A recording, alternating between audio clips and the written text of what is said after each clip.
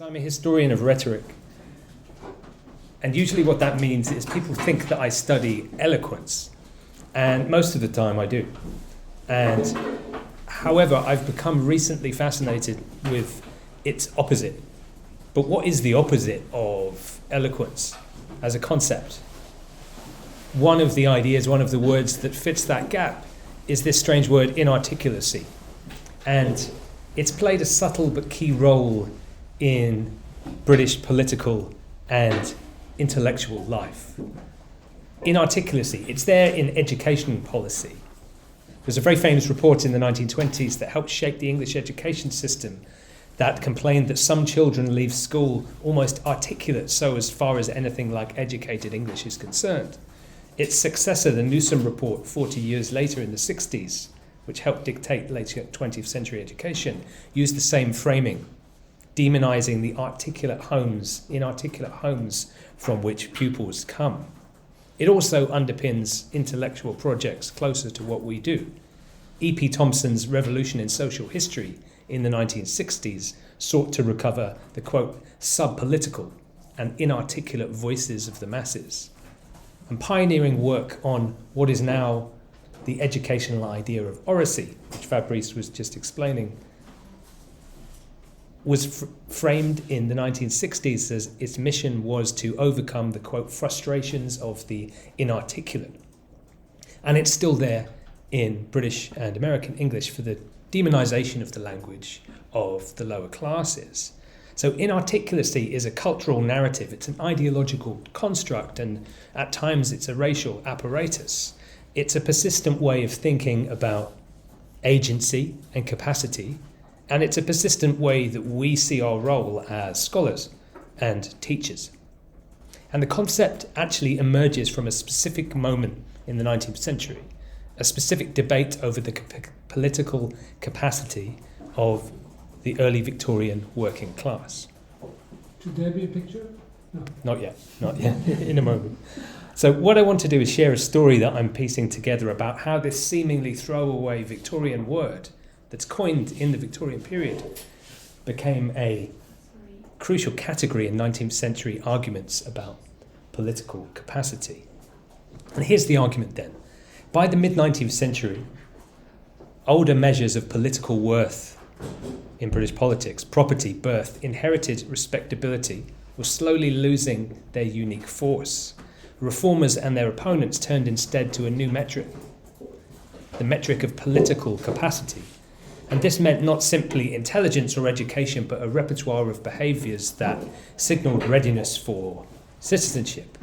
One of the most immediate markers of that capacity was speech, how people spoke, how they listened. As urban crowds grew louder and popular politics grew more audible, elites began treating everyday speech as a diagnostic tool. The ideal citizen was recast as someone not only literate, but capable of measured utterance and disciplined attention.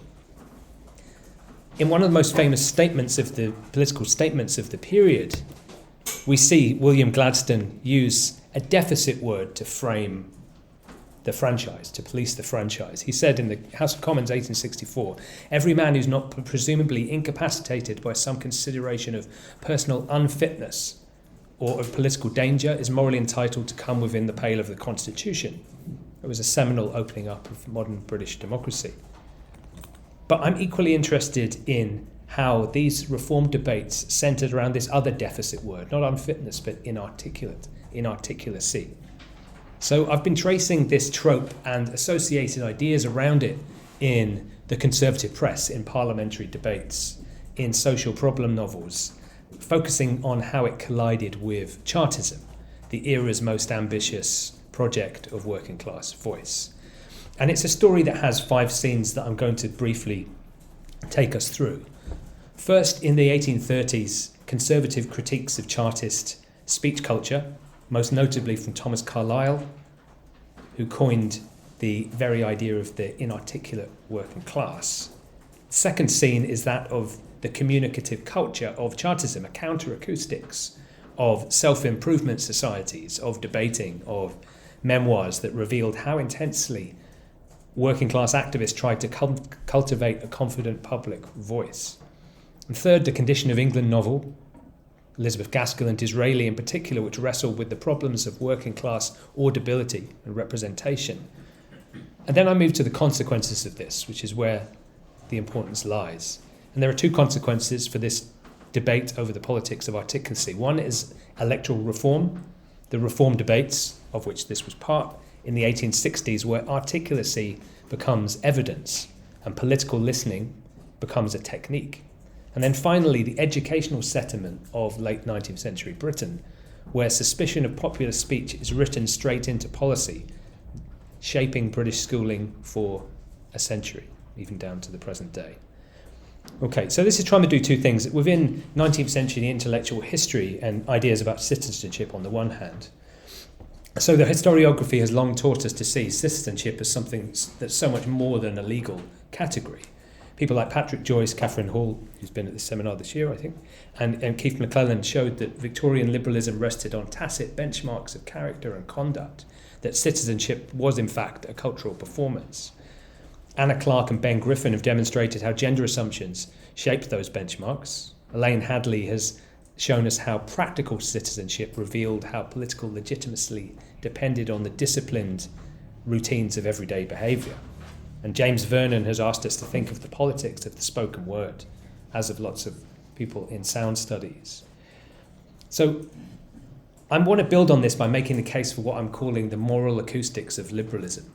That is, an implicit logic in which the political fitness of individuals judged not just by what they believed or what they did, but how they sounded and whether they were perceived to listen in turn. So here I'm not only indebted to historians, social, intellectual, or literary historians, but also sociolinguists, people like Deborah Cameron, who's in the Oracy book, which you're passing around, and older cultural critics like Richard Hoggart. Okay, so the second context is more contemporary then and more practical. This is this book which I've just published. It comes out of a project that was trying to lobby for educational reform in the UK. And it was a project called Speaking Citizens that has tried to broaden understandings of this concept of oracy. Oracy, which in English means speaking and listening, just as literacy is the transmission and reception, oracy is what we're doing now, listening and speaking. And it's been a neglected part of British education. I can't speak for French education, but in Britain, the state school sector has neglected these aspects of educational life. And so we've been working as a project to bring together anthropologists, political historians, political scientists, linguists, people like me, classicists, and other agitators who are trying to lobby for its re-inclusion in the curriculum. And I'm pleased to say that thanks to the work of lots of organisations, the English government, the Starmer government, is going to introduce this. It announced in the last few weeks as part of its education system, which I think is very timely in England. It's already part of Wales and Scotland. Okay. And what I want to do with this idea, why it's interesting to us, is that its importance runs in both directions. So the modern concept of oracy, which people are talking about in schools, gives us a way of hearing the 19th century differently. But the 19th century also allows us to listen to where the current debates over voice, citizenship, and power were first sounded out. So that the present helps the past, past helps the present. Okay. And this is the one graph that helps explain what oracy education is trying to do. It's not learning how to speak.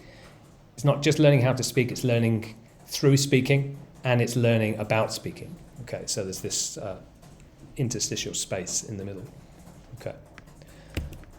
Okay, and I've got a very simplified version of what I'm doing here if you have 3 minutes to watch something on YouTube, which we may do at the end, I don't know, Fabrice. But anyway, so the first part of this is accusations of Chartist noise and clamour. So the public ear is filled with Chartist demands, Whig grandee warned the Commons in January 1840. During this first wave of Chartist activism, Conservative commentators were fixated on how Chartist demands were spoken and the quality of ears that heard them. Working class audiences were first of all repeatedly derided as inferior or uncritical listeners. Of a Birmingham rally in August 1838, the Times observed that instead of listening to the eloquence of the speakers, the masses were cheerfully employed in regaling themselves with ale. Every speech fell dead upon the ear of the auditory. In 1839, the Morning Chronicle called Chartist crowds deluded listeners who were susceptible to manipulation by, quote, men aspiring to be popular leaders. Others, such as Tory MP George Cavendish, thought the vast multitudes were, as he told the Commons in January 1840, the dupe of every interested demagogue and the ready listener to every advocate of wild and visionary schemes. Chartist crowds were dismissed as impressionable masses, easily swayed by emotional appeals and parroting slogans uncritically.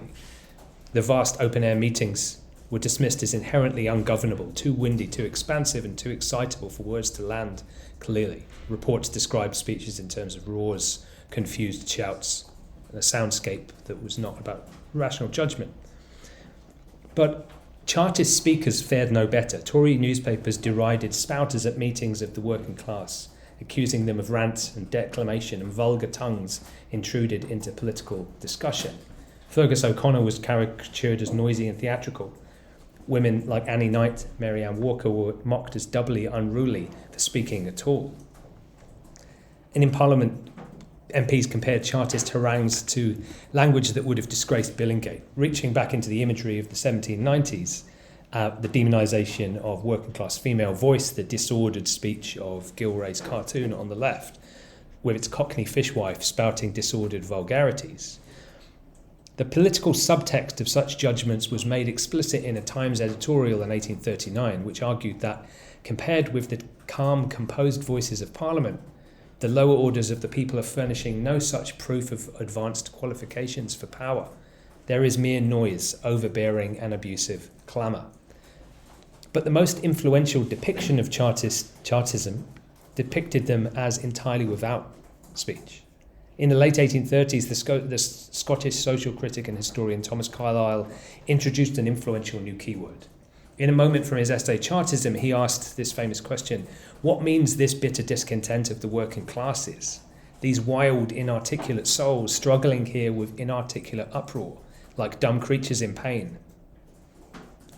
Something unable to speak what is in them, something they do mean, something true thing withal in the centre of their confused hearts. So as an adjective, inarticulate was previously reserved for sounds, quote, not consisting of distinct parts, each having a definite meaning, the cry of an infant or an animal. But Carlyle gave it its current meaning, which is still used by the Oxford and Webster's dictionaries, to refer to things that are, quote, incapable of lucid, fluent or confident speech or self-expression. He first used it to describe the mob here in Paris in the French Revolution work, but he began to use it most commonly for descriptions of the British working class here, and later in Past and Present, where he referred to these poor Manchester operatives who put their huge inarticulate question, the condition of England question. On one level, this was simply what linguists call deficit thinking, defining a group by its supposed communicative failures. Carlyle's new word turned a moral judgment into a linguistic principle. The ability to speak with calm and fluency became the outward sign of inner order, while roughness or passion were redescribed as political immaturity. In this way, it's simply part of a long tradition of disdain for popular voice. Hamlet's groundlings with inexplicable dumb shows and noise, or Burke's swinish multitude. And critics such as John Plotz have understood Carlyle's trope as part of a genealogy of reactionary thought that anticipates Mussolini or Carl Schmitt. But I think considered more closely, inarticulate also sounded more complicated notes of sympathy. On the level of style, his own prose reveals how fragile the distinction he was drawing was. His sentences notoriously veer and recoil, restless with their own moral pressure, as if the effort to contain emotion only exposed its force. And moreover, rather than outright rejection, the emphasis in the sentence that follows this, something they do mean, is an insistence that Chartist speeches were not mere noise but unrealised expression of legitimate needs. You might say that it drew some of its power from the trope of long-standing trope of stifled mouths in British radical rhetoric. I'm here from the 1790s again. And if so, then inarticulate becomes a vow that working class desire required ventriloquising by educated elites. And for this reason, Gareth Stedman Jones has seen Carlyle's inarticulacy is foreshadowing the sidelining of voices in the Marxist, of the voices of the poor in the Marxist tradition, in which, quote, no proletarian was offered a speaking part, quote. Yet I think these readings miss an important resonance of the word. This new coinage, inarticulate, drew on the original zoological origins in English, not jointed or hinged like an articulated lorry, implying that the Chartist demands failed to join local grievances to the spiritual needs of society. And heard this way, I think it poses a question that Carlyle can't resolve. What if those unjointed utterances were to find their hinge? What if the working class could connect its suffering to a shared moral language of the nation? What if the workers could use their voices to join together? What political danger, in Gladstone's terms, could such articulation bring? Okay. And this was a very real fear for conservatives like Carlyle. In the early 1840s, Chartists responded to these attacks by transforming their cause into an educational movement that galvanised its members' communication skills. And when we think to ourselves, how did the poor practice speech? How did they prepare for public life? The evidence is far richer than we assume. What we find is not a group drifting aimlessly outside the forms of political communication, but a movement committed to speaking in public, to training itself in the disciplines of debate and developing a confident presence, a counter-acoustics in the world of political speech that challenged and reworked elite assumptions about who could speak and who could listen. So during the 1840s, the movement became an educational infrastructure, debating societies, mutual improvement groups, reading rooms, itinerant lectures, and the national press preserved and amplified working class speech. This was what we might call grassroots oracy, an attempt to democratize eloquence and show that political capacity could be learned and practiced. And we see this in the way in which the movement is articulating its own articulacy. So it's aiming to prove its fitness, and it's aiming to articulate the cries of the sinking state. And it's doing this in a very literal way. And we can trace this through the intellectual history of the working class, the kind of tradition which Jonathan Rose has charted. We can look before Chartism to see the grassroots oracy of Hampton clubs in the 1800s and 1810s, people like Samuel Bamford, the Lancashire weaver, who charts the journey to articulacy as being part of the journey towards democratic power. And you can chart it in the buildings which exemplify the movement, such as here, the Chartist Hall in Birmingham, in which the grassroots oracy that I'm describing took place. And this is something which is most clearly expressed by William Lovett, who in his 1840 polemic Chartism, a new organisation of the people, which he wrote in prison, he insisted that it was in a polity grounded in popular power. Every man must cultivate the abilities God has given him so that by speaking he may preserve its liberties. This was a blueprint for halls, lectures, debates and public readings that treat vocal discipline as moral training, a means of refining judgment and turning working class utterance into political presence. So this was both collective and individual. So this was the world of mutual improvement societies meeting in taverns, in halls like this, that were small self-organised clubs, sometimes a dozen men, sometimes 50. The format was simple and rigorous, reading aloud, debating resolutions, practising impromptu speeches, correcting each other's grammar and pronunciation. A Dundee editor for a Chartist newspaper in 1842 captured the ambition. Every hamlet, it said, should produce a Demosthenes. Every village should produce a Demosthenes and a Cicero. Minutes from a Yorkshire society required each member to rise to speak at least once each meeting, no matter the embarrassment he labours under. A Lancashire group fined members for speaking too quietly, insisting that muted delivery was injurious to the body and useless to the people. This was oracy as apprenticeship, the disciplined crafting of political voice. But it was also a private matter. E.P. Thompson talks about Chartism as coming at a moment when the villages and the towns hummed with the activity and the energy of the autodidact. Often what the autodidact was doing was learning to speak. So you see this through figures such as Thomas Cooper, who in a classic of working class autobiography, The Life of Thomas Cooper, recalls freezing during his first attempts to lecture, his knees knocking, his mouth dry, before slowly becoming one of the most accomplished speakers in the Midlands.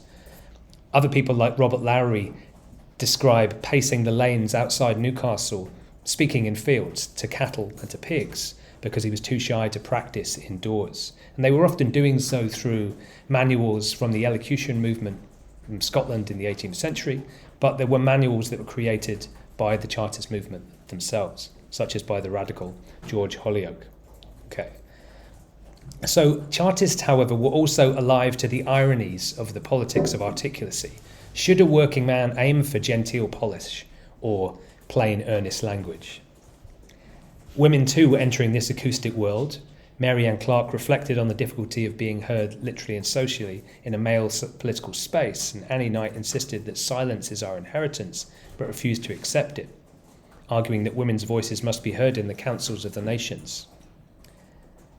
But this counter-acoustics produced tension within Chartism itself. O'Connor and the leaders of the movement derided this side of Chartism as knowledge Chartism, as many of you will know. To speak well was both seen as defiance and self-regulation. The same norms that promised empowerment also installed what many Chartists recognised as a liberal monitor in the throat. Articulacy could empower, but it can also divide. And Thomas Cooper's writings reveal this double edge.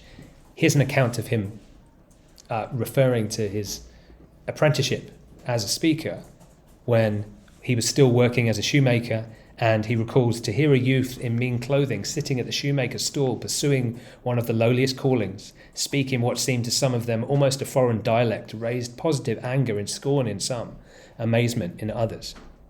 And he wrote fiction that explored these tensions. In one of his tales called The Barber Shop in 1845, a plebeian Democrat is told that a plebeian Democrat barber who bores his customers with speeches on politics is told that democracy must be enunciated, translated into accents the polite world are more prepared to hear. So Chartist counteracoustics sought to reclaim eloquence as a shared civic capacity, but also was aware of the social price of becoming articulate in a society that had already decided which voices should be listened to. As part of that broader society, one of the most important places where the politics of Chartist articulacy was played out was in the Condition of England novels of the 1840s. Two of the most famous that treat Chartism took very contrasting responses to the question of who could sound politically legible. Elizabeth Gaskell's Mary Barton reframed the communicative tensions of Chartism through the register of muteness. Her Manchester poor are repeatedly figured as dumb people whose suffering returns at the middle-class observer as a mute reproach. Even when her characters speak, through dialect or through testimony or rough oratory, the novel repeatedly marks their voices as socially untransmittable, powerful in feeling but not political effect. For Gaskell, the challenge is that working-class speech is both urgent and difficult to hear within middle-class frameworks. And she used, in famously sincere ways, renderings of Lancashire dialect, which marks authenticity, but it also constrains audibility. In Gaskell, working-class articulacy is always in danger of being absorbed into sympathy rather than recognised as argument.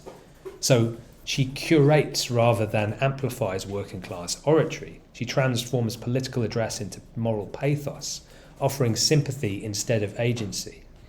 So inarticulacy is less a deficiency than a narrative principle.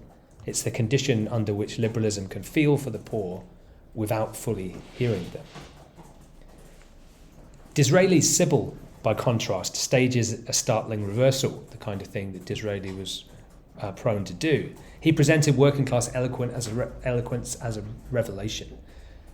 His upper-class character, Egremont, is shocked to encounter the, quote, thoughtful speech full of knowledge and meditation, and Sybil's sweet seriousness that exposes the tattle of our upper-class saloons, that by comparison with Chartists' eloquence are trivial and really vulgar.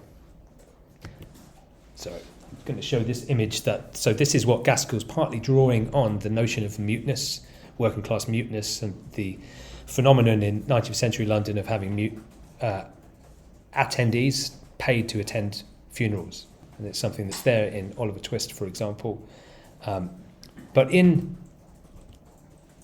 Disraeli, in his work, he repeatedly encounters artisans whose analytical sophistication exceeds his sophistication.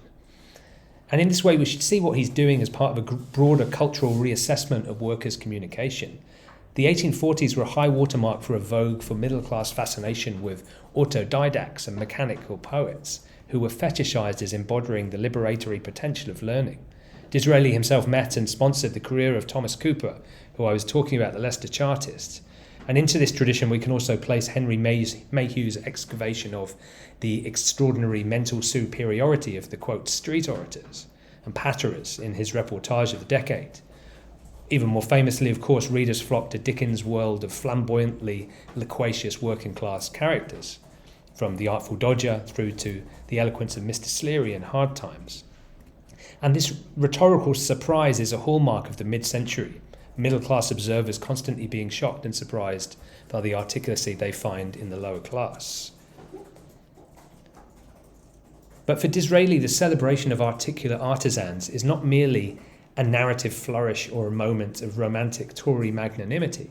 It's part of a larger and ultimately enormously consequential political project, the attempt to reimagine the Conservative Party as the natural home of the upper working class. His Times obituary of 1888 tellingly draws on that Carlyle word, praising him for discerning the conservative working man in the inarticulate mass of the English populace, as the sculptor perceives the angel imprisoned in a block of marble. The Second Reform Act of 1867, for all its compromises and manoeuvres, is inconceivable without the sculpting that began in Disraeli's novels and the imaginative investment that they represented decades before this was written. So the eloquence in Disraeli's novels is not just impressive, it's a blueprint for a new electoral coalition. His recognition of working class eloquence was not sentimental, it was strategic. Okay, so now we get to the 1860s where this ripens into reform and into policy. And there are two ways in which it does this. The first is electoral reform. By the 1860s, the Chartist challenge had receded, but the problem of political voice had not. What has changed was the weight that politicians and commentators now placed on articulacy as a diagnostic tool. Liberals increasingly singled out the urban artisan as a newly, quote, fit political subject, literate, sober, organised, good with their money. And they tried to prove this not only with statistics, but with testimony of articulate encounters that seem to strikingly recall the thing that was going on in Disraeli's work. One of the most striking features of the mid-1860s reform debate is how often politicians reached for auditory criteria. So here we have Edward Baines in the House of Commons in 1861, making the case for the improved condition of the working classes and therefore their fitness to be enfranchised. And he says, "I've often been struck with the great talent for public speaking displayed on these occasions by the humbler classes, and I've thought that it would be impossible with such an amount of speaking power to deny those classes their fair share in the representation." William Forster was typical in referring in March 1866 to the extraordinary advance which I've seen the people make in education, in habits of reading, in political knowledge, in habits of association for mutual improvement, the kind of counteracoustics that I was talking about. William Gladstone, more than anyone, made articulacy central to the case for expansion. Again and again in the Commons, he returned to a different kind of evidence, the demeanour and the behaviour of working men at public meetings and during his tours of the North, the seriousness with which they listened to argument and the judicious manner in which they responded. His reform speeches are full of these little vignettes about crowds who heard with patience or artisans who received argument with respectful attention. What he's really saying is that working class had learned how to behave politically through speech, and that this behavioural competence, at least as far as middle class observers were viewing it, made them safe and fit. The The Liberal MP John Wright followed the same logic. He described visiting mechanics institutes and cooperative halls where the conversations he heard were marked by self-control, intelligence, and an absence of rant. Yet inarticulacy continued to haunt this debate, and it lurked as mass politics returned in the mid-1860s, with the mass mobilisation of French worker-led organisations such as the Reform League, whose rallies were associated with a barely controlled tendency to popular violence. In 1864, the Illustrated London News described Gladstone's reforms as an attempt to, quote, interpret the inarticulate dumb wishes of the workers. But the following year, following Reform League rallies in Nottingham and in Hyde Park, the London Review cautioned that the working men have been told that if they want admission to the franchise, they must prove their interest by public demonstrations. What wonder if, finding articulate voice not listened to, they respond to the inarticulate roar of a furious mob. So Carlyle's terminology is still doing its cultural work. Opponents to reform also seized on the communication failures of workers as grounds for dismissing such calls. Just as with the Chartists a generation before, accusations of political unsuitability were still often framed as poor listening. In 1864, Sussex Tory Stephen Cave declared in the Commons that the workers cannot be induced to hear reason and were at the mercy of mere declaimers, and therefore that the transfer of power to those who naturally and habitually act in masses is dangerous. Robert Lowe, the most formidable liberal anti-reform voice of the decade, argued that giving the vote to the uneducated multitude would amplify the wrong kinds of speech. He feared that the declamation of the demagogue, the rhetorics that excited rather than informed, and he feared the supposed susceptibility of crowds to emotional appeals. But the reforms went through in 1867, as we know, and so the second consequence lies with education, and with the 3 R's. So after 1867, debate shifted from who should vote to how the newly enfranchised working class could be shaped into suitable citizens. Alarmists like Carlyle, who's still around, warned that Britain was now deafened by the bewildered, thousand-fold voice of the masses. Even supporters of reform agreed that education must now manage this new communicative landscape. We're all striving to take the working man by the hand, declared the Times in a famous editorial in 1867. State schooling was scrambling to catch up.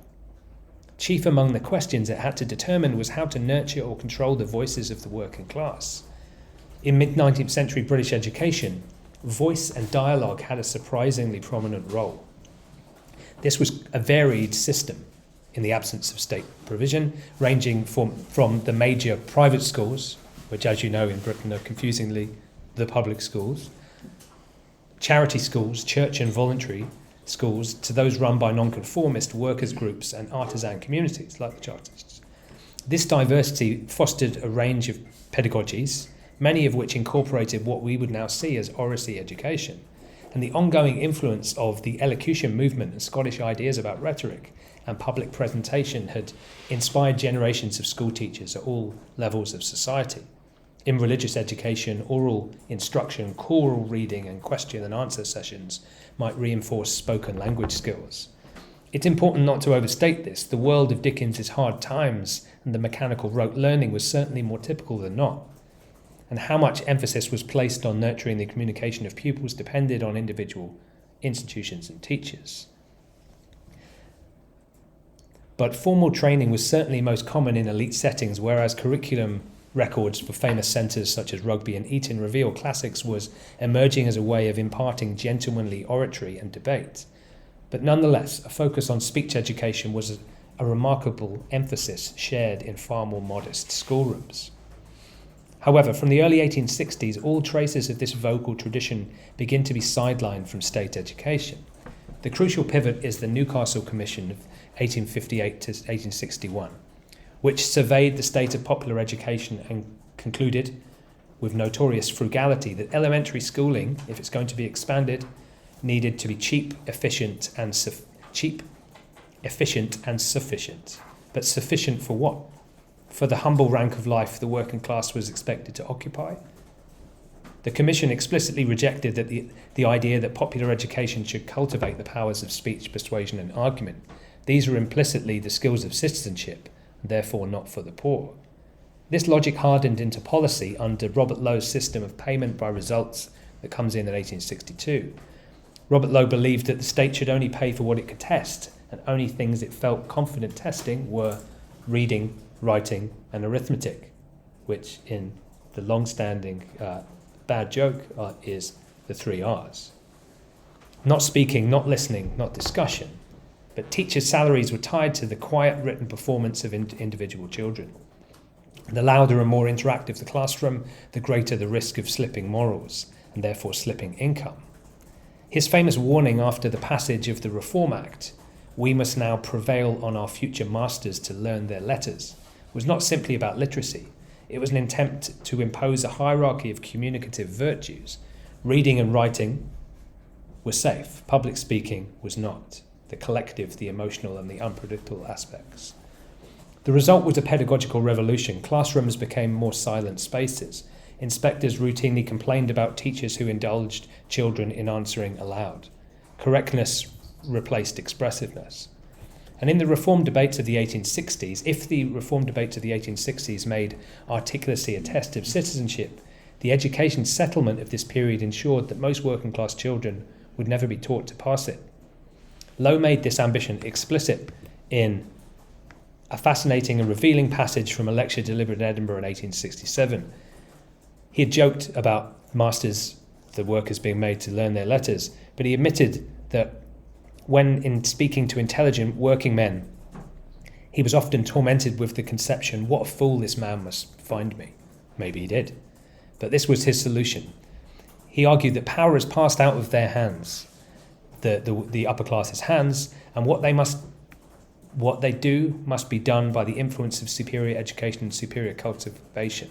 The higher classes, to whom he's speaking, ought to be educated in a very different manner in order that they may exhibit to the lower classes that higher education to which, if it was shown to them, they would bow down and defer. And this is the way the 3 R's was understood. This is in the Forster Act of 1870. You see the grateful poor standing before the education minister as he grants them the ability to go to school. So the triumph of the 3 R's ensured that working class education produced literacy, not voice, entrenching a politics in which oracy became a privilege of class rather than a condition of citizenship. And this is one of the great ironies of my narrative. At the very moment that Parliament began listening for signs of political capacity in the voices of skilled workers, the school system that served their children was being reshaped into something else. Something that rewarded silent, rote correctness, examinable literacy, rather than public expression. Middle-class schools, meanwhile, especially the public schools reforming themselves under Matthew Arnold's influence, doubled down on oratory, debating, recitation, and the character-building power of speech. The gap in communicative training widened enormously. So what the state had done without ever naming it was to embed a long-term inequality of voice in the school system itself. And this is the educational afterlife of the politics of inarticulacy. It didn't just silence a generation, it institutionalized the expectation that working class voices would be hesitant, deferential, or self-effacing in formal settings. And it showed that when in the 20th century the people with whom I began that complained the poor were not articulate were describing the predictable outcome of a system designed to make them so. Okay. I might come back to this image in the discussions here and what it says about our own moment. But I want to end now with the legacies of inarticulacy. So the claim I want to leave you with is a simple one. What we call inarticulacy is never just a personal failing. It's the audible trace of institutional decisions about who will be taught to speak, who will be paid to listen, and whose voices will be treated as noise. I began my talk today with the notion that the same word inarticulate keeps cropping up in different but related discourses. One of those discourses was the introduction of Oracy education as an idea in the 1960s, and this is how it is framed. When talking about the imagined individual and their desire to learn, his ability to direct rather than be directed by experience. His ability to establish human relationships are intimately related to his capacity for language. Okay, the frustrations of the inarticulate go deep. So he frames this educational mission as overcoming this frustration, not just the social embarrassment of not knowing what to do, but the psychic frustration of having thoughts you can't get into language. He wants to democratize the speech capacities that long have been hoarded by the elites in schooling. And in a way, he was the first person to say plainly what my story has been circling around, that speaking and listening were not simply natural gifts, but they've been structured, taught, and withheld. So what we now call Oracy predates its 20th century coinage. It always been both a measure of civic readiness and a mechanism of exclusion. Recovering its history allows us to hear how speaking and listening have long structured the boundaries of citizenship. And it allows us to imagine forms of education and democracy that amplify rather than discipline the voices that that the power has preferred not to hear. And I think the key thing for us in 2025 is that the politics of articulacy has returned. We're now grappling with a new communicative moment. Anxieties about post-literacy, the rise of speech-driven technologies, and a media ecosystem that is increasingly oral, instantaneous, and affective.